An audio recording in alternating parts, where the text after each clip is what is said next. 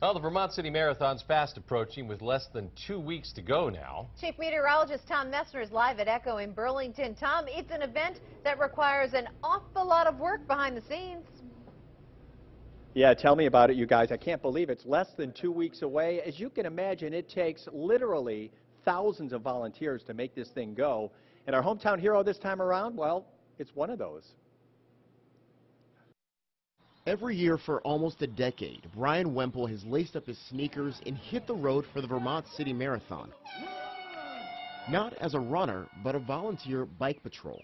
We ride along the whole course. I usually ride a marathon and a half or two. After sacrificing his weekends over many years, Brian is this month's United Way hometown hero. Run Vermont, the group behind the 26.2-mile race, says volunteers like Wemple are an extremely important part of pulling off this massive event.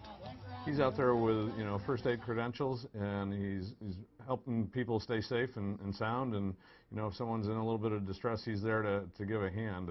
Brian is a member of the Green Mountain Bike Patrol. On race day, about half a dozen hop on their bikes and weave through the streets of the Queen City, keeping an eye on the runners. We do sort of public health checks with the runners as we go, so great job.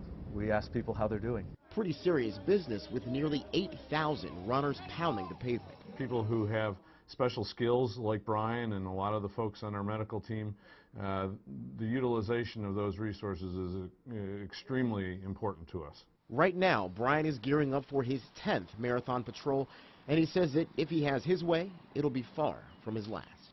Oh, I'll do another 10, I'm sure. I hope so. In Burlington, Jared Hill, WPTZ, News Channel 5. We should hold him to that, another 10.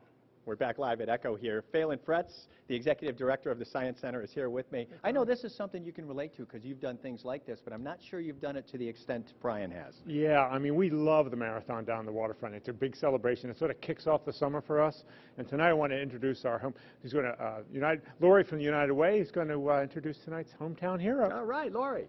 Hi. On behalf of the United Way, Brian, we'd like to say thank you. It's really almost impossible to have all these events that we have in the summer without volunteers like you stepping up and making it possible. Well, thank you. Congratulations. Thanks very much.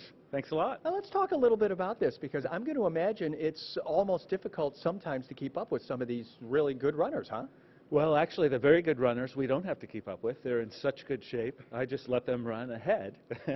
And we spend a lot of time with the majority of the runners that are in the middle of the race and back. Okay. Now, your first year as a volunteer, you were not on a bike. Is that true? Right. I spent my first year 11 years ago handing out goo packets at mile 11. Really? How did that go? That was pretty exciting stuff.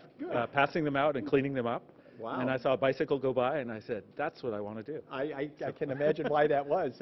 It sounded to me like Jared just mentioned you may be doing this for another 10 years. You're hoping to do that? Oh, I sure hope so. Yeah, absolutely. Hot stuff. Thank you so much. Congratulations. Thank you. You guys, thank you very much. We appreciate that. If you'd like to nominate somebody to be a hometown hero, it's really easy. Just go to our website, WPTZ.com.